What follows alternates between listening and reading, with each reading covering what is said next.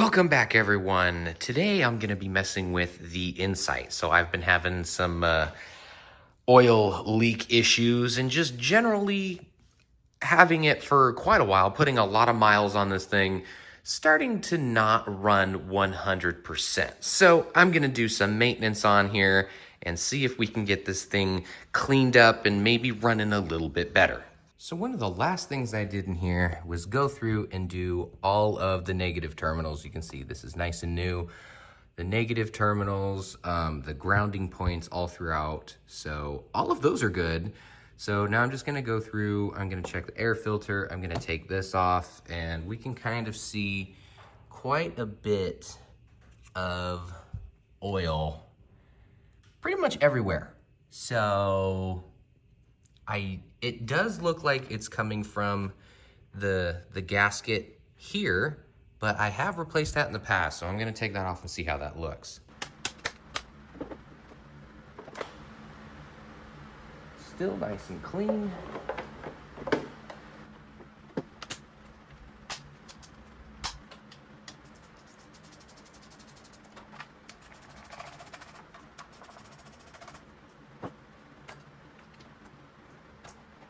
So it looks decently clean up here. I've got a little bit of oil up top, but that's just from spilling when I do fill it up. So no worries about that one. So I'm gonna get this off. There's a bunch of bolts very easily accessible around the edges, so I'm gonna get that off, but I also need to get this one off too, and this is probably like 15 or something.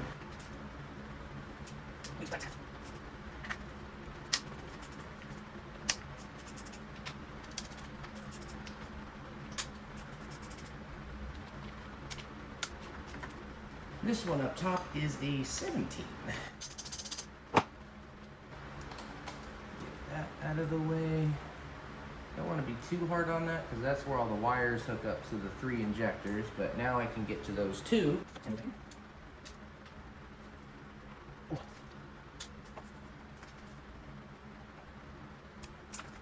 Also got to take this bracket off.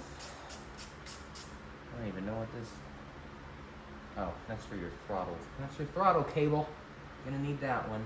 All right, now that I have all of that off, get this. That'll have to be smushed out of the way. This is gonna have to come off. Plus, I can clean the PCV valve.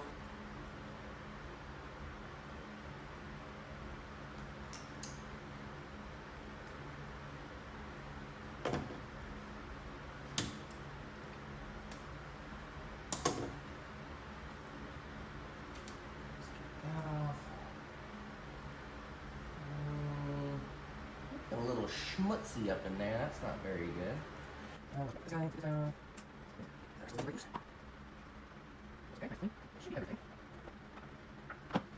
Does look like we're having some leaking around the top here. It looks pretty good down at the top. We're seeing a little bit of extra up here at the top. It might be. But other than that, that looks pretty good. There's no gouges or anything in the mating surface. So I've wiped this off decently well. This is the gasket that's on here. It's not broken. It's not dry rotted or anything. I've got a little blemish right there. So it's not like rock hard, but it is a little stiff. It's got some flexibility in it. I might be able to keep going with it, but I feel like this needs to be replaced again, which kind of sucks. But I'll just keep going. I'm gonna clean around that, clean up as much as I can, and while I'm in here, I might as well check the valves and do the valve adjustments because that's something that you have to do for preventative maintenance. Yay, Honda. Almost forgot about the PCV valve, so that comes right out, cleaned it up a little bit. You can see it is pretty gunky in there, but there's really no way to clean that out. It's kind of like on the other side of this plate, but I can't do anything to get that plate out as far as I know. It's just kind of part of this whole thing. So unless I want to blast some water in there, which I really don't, so maybe I'll stick something in there. But this guy seems to be working because what you're supposed to do is blow into it and suck, and it's only supposed to be a one-way valve. That's all it is, and it works. So I'm just gonna spray some cleaner in there. Kind of hard to see in there, but a little bit of brake cleaner. I think that did good enough. Last little bit of my brake cleaner.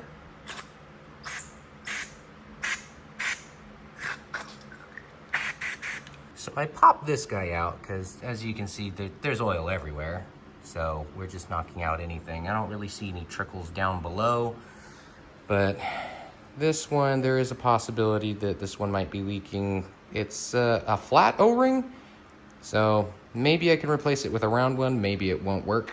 Maybe I'll snap it in the process and make it worse. I really don't know, but that could be a potential issue there. All right, so to get these adjusted, okay, so we have our exhaust back here, so all of these are exhaust. All of these are intake because that's where the intake comes in. So first thing we need to do, we've got a 19mm socket down at the pulley, which I just pop through the convenient hole that they make with an extension. Definitely take the tire off if you want some more room, but you can pop that in there and you can rotate it. And what you're looking for is the lines. So if you can see on there, there are some lines. So we are looking at the lines. There's one there and one a little bit further up. You're gonna look at those, and then you're gonna come up here and look at right where the timing chain's at. You're gonna be looking for a notch with an arrow, and I believe that's what that smudged thing is an arrow. That means we're at top dead center. That's exactly where we need to be to do cylinder 1, which is this bit right here. So we can knock out cylinder 1, and once we're done with cylinder 1, we're gonna rotate it until cylinder 1 is all the way down, and just due to firing order, it goes 1, 3, 2. So we're gonna jump over to 3 and do 3, and then rotate it until that goes down, so then we can do 2. And one easy way to check is if it's at top, you can grab it and it wiggles. So wiggle, wiggle, nothing, nothing. Wiggle good, no wiggle bad. So loosen this guy up so we can adjust the set screw in the middle, which is just a regular flat end, flat head. I highly suggest getting the curved ones, at least for this car, because this is not an easy thing to do in here. You gotta come in as straight as possible, and it's hard.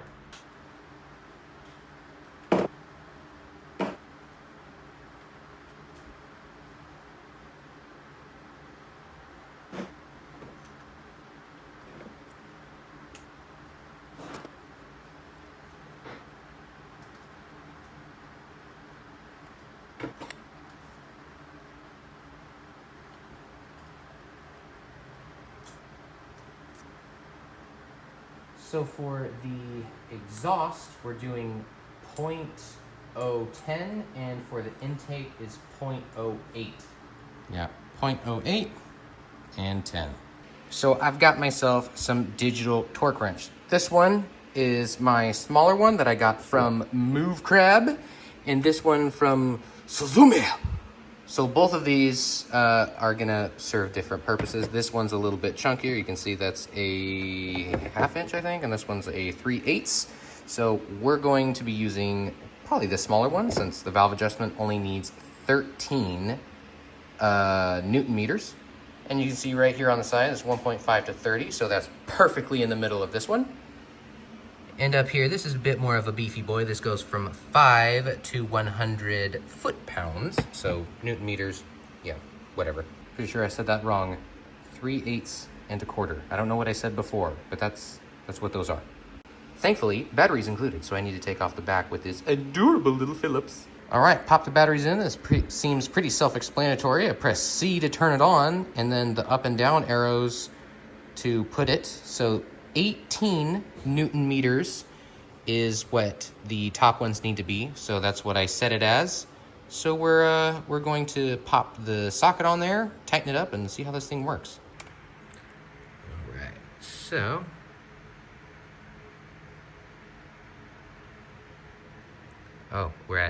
there we go. That's pretty cool. It's getting closer.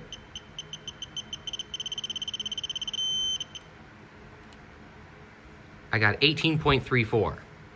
So that's so easy. So let's, I guess, do it again. I don't know if I need to clear it. I think you need to hit the center. There we go. And now we can try again.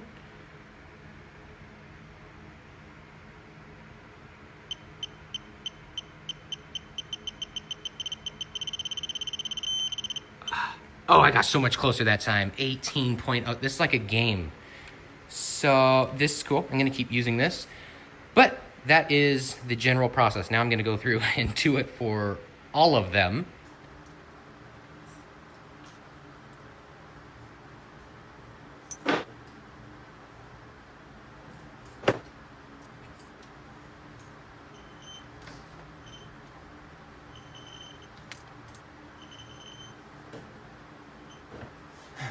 All right, so we've got one set. Now we've got to go to the next one. So we're gonna rotate this and around we go. Now one's gonna go down. And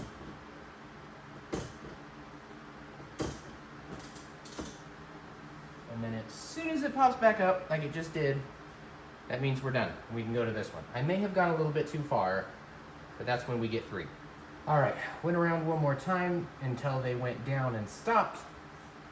Now, we've got these 2 loose, and we can get started on these ones. All right, those are done. Now we're gonna have this one come up. Same thing, as soon as this one goes down and stops on its way back up, we will get cylinder 2. That one stopped moving, same thing, number 2. And last but not least, we're gonna grab the move crab and get these perfectly torqued.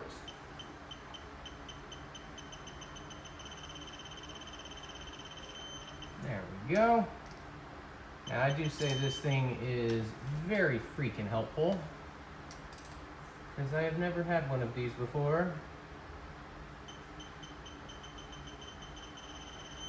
So another common issue is the EGR plate. So here's the EGR valve and all that. I have replaced this because if you have surging and you've cleaned all this stuff, this thing itself goes bad. You can see one of my last videos where this is from a Honda van of some sort, but it still fits.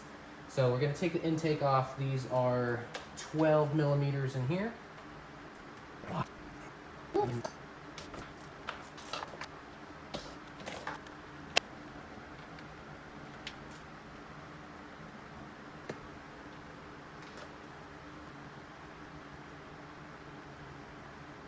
Well, blame it on my ADD. While I was doing that, I looked over here and figured out that my coolant was at a little bit below the minimum line. So easy enough, I'm just gonna fill that up.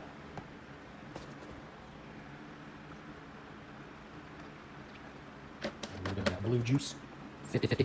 All right, so I got the 3 bolts off. Now comes the hard part of getting the 2 bottom, I believe they're nuts, not bolts. So I need an extension.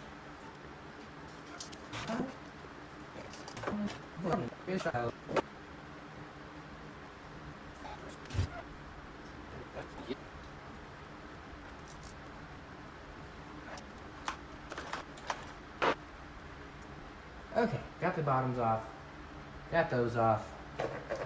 Yeah, the whole thing comes out.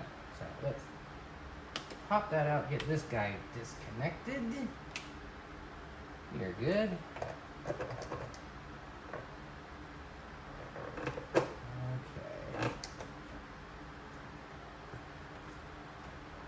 Pull this back, and the plate is sandwiched up against the actual block, and it's loose, which is a good sign. Sometimes it gets stuck.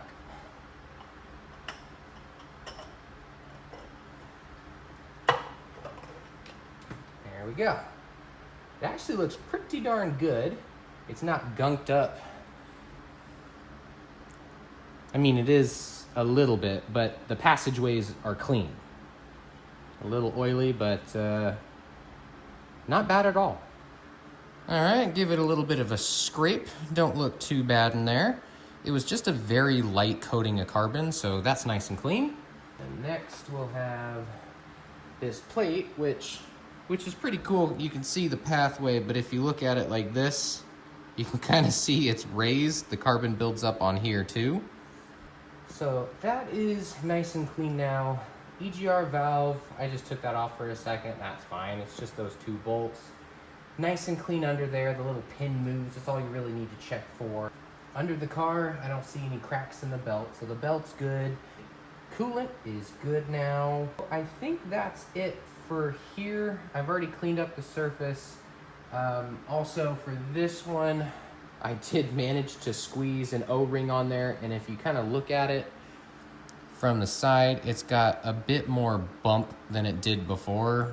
So hopefully that's slightly more helpful. So I'm gonna put that back in, and there we go. Hopefully that'll be a nice seal. I didn't see any leaking before, so hopefully that didn't make... I would just put it back how it was, but in fiddling around with it, the old seal broke. So I've got that cleaned off, so if it does leak, I'll know it's that. I've got everything else cleaned off, so put everything back together. All right, so now we need to tighten these up. 16 pounds, and I have the Suzumi. This one is the bit of a beefier boy. I don't have to get anything else. This fits right on. There we go. It's the right size. Same thing as before. Pop the batteries in, and this functions the same. So we hit the C, and it's gonna come up, and I have it set for 9 pounds, but of course we're gonna have to change that. Same as the other one. We'll just go up or hold it down, and you can see it's going up, and that's it. That's pretty much it. A little extra light if you want it or not. All right, you can see I've got it set to foot-pounds. You just have to hit the U, and it'll go to a bunch of different ones. That's Newton meters, inch pounds, foot-pounds. We've got 16 foot-pounds. We are ready to go. Gotta get it tight first. There we go, now we can see the reading.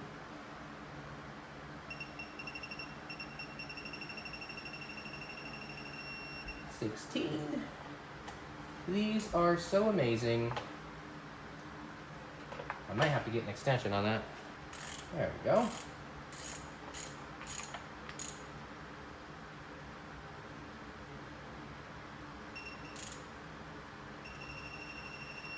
That's a good one. I can't see the front because I got to make sure it stays on the bolt, so I'm just going to listen to it. There we go. That long beep is the one we want. This one plug back in here.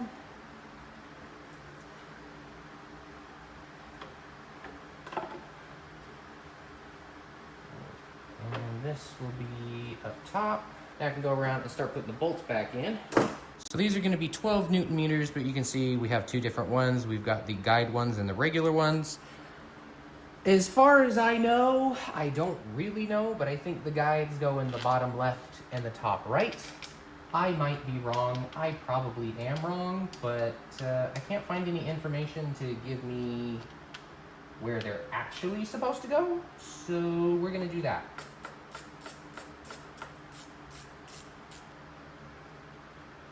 I got my move crab back. This one's the smaller one, so we're gonna jump down to our 12 Newton meters. Boom, 12 Newton meters. Let's get cracking.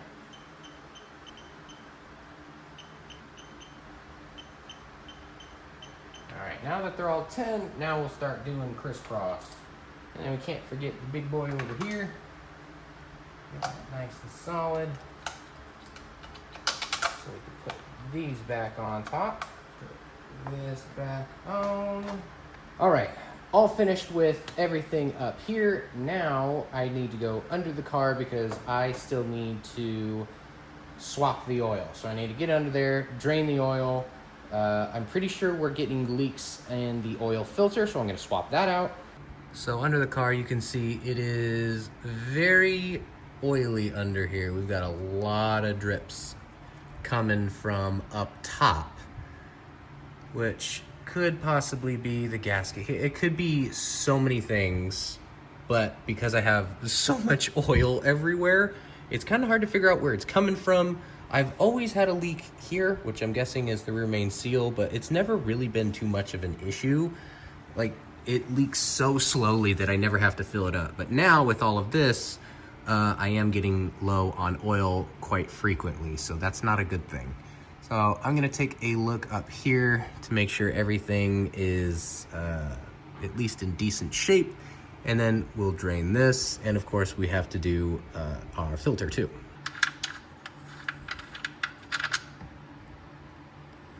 All right, that's coming to a drip. Let's plug that bad boy back up. Just torque this thing off.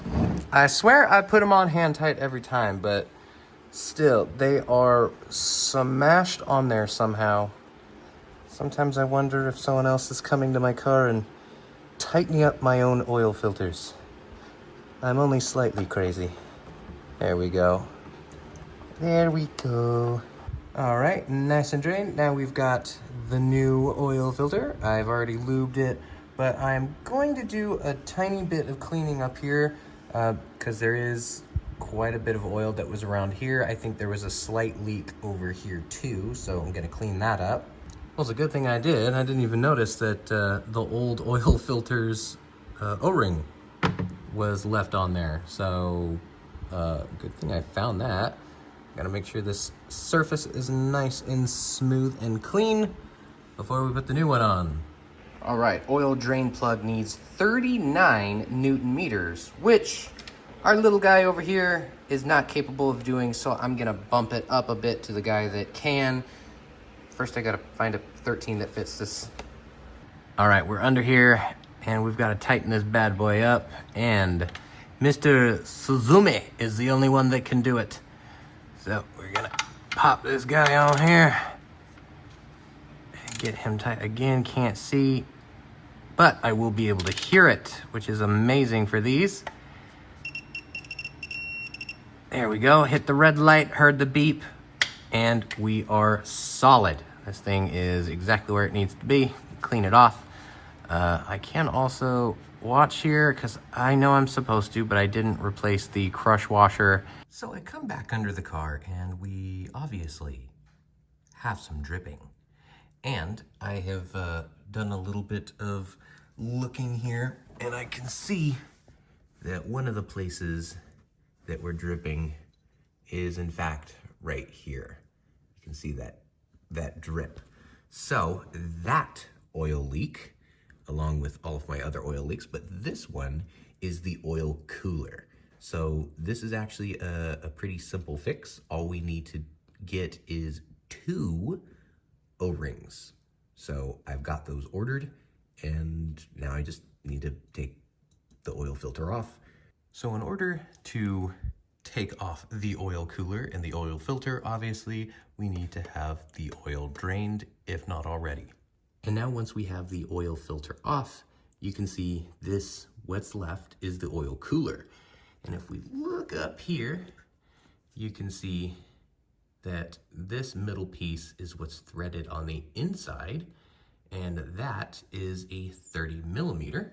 So we're gonna find ourselves a 30 mil and place it on there and break this thing free.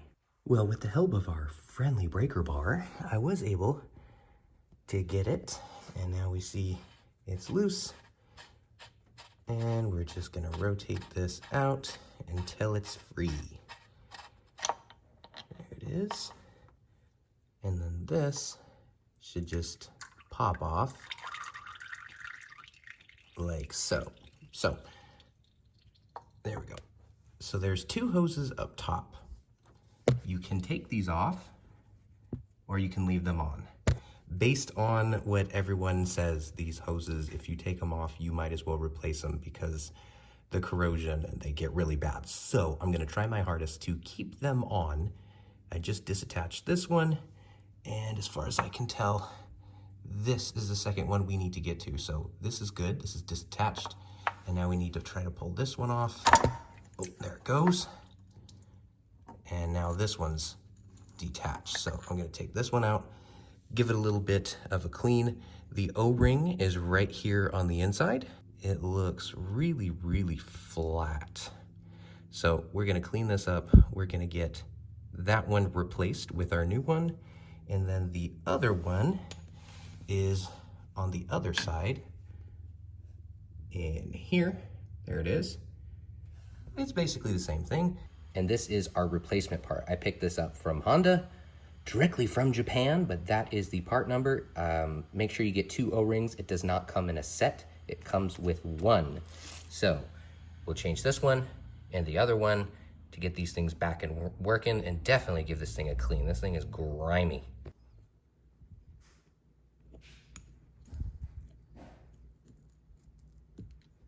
There we go. Yeah, this thing is, it's seen better days. All right, and after a good cleaning, this is what it's gonna look like. Yeah, so even though this looked okay, there was a lot of it stuck on the inside groove. I had to get in there with a wire brush and clean that out. Well, I'm not gonna take it off because I don't want to, and I'm lazy, but there's your problem right there. We got a split in the O-ring up top, leaving a gap, and that's why it's leaking oil. So take that out, replace it, clean the inside, and we get to slap this whole thing back together, and we'll be at least 1 leak down. Oh, there's so many. All right, so this is where I am under the car. So front of the car up here, this is a really good angle if you want to keep everything attached, not have to deal with your coolant flush or plugging the lines or any of that craziness. But I got everything nice and clear. Now I get to put in the brand new O-ring, and we get to put everything back together and not have one of many leaks. All right, so that was pretty difficult to do because there's nothing to really hold the O-rings in place. They just kind of are in there until you flatten them in, then they expand. So to make it easy, I got the plate and pushed it up against this O-ring. So I only had to hold this O-ring to place it up against there. Once all that's in, then you can get this and hand tighten it in as much as you can so everything stays in place. And it looks like we're in a good place. And we can get everything tightened back up. And for this, we're gonna be at 33 foot-pounds to get that thing tightened. And again, I am going to grab my Suzume digital torque wrench. You see, we still got it in Newton meters, so I'm gonna hit that U, inch pounds, no, foot pounds. Okay, so foot pounds up and down to get to that 33. And it's gonna be dark under there, so I'm gonna turn my light on. This thing, freaking, why doesn't this just needs to be in everyone's garage. This thing is absolutely amazing. Both of these are absolutely amazing. So I need to go under there, get that 33, pop this in. 33 seems a little light, but that's what I found to be the foot-pounds for that bolt that goes through for the oil cooler. Yeah, I double checked. It's 54, not 33. All right, we are all set. Got everything in. I don't see any sort of leaks. And up top, just refilled it with oil, so everything's there. I gotta drop the car, make sure the oil level is good, and I should be done, hopefully, today for all this stuff. I think the next thing I need to get, I don't know if you guys noticed my crank pulley. You probably see it a lot more when I was underneath the car. That crank pulley is definitely leaking, so I'm gonna need to get a seal for that. Yeah, this thing is getting pretty gross under there. Pretty sure that's a seal, so that's a decently easy thing to do, but I've got to figure out where to order it. So, hope you guys enjoyed this little montage of things to do, and I'll see you in the next one.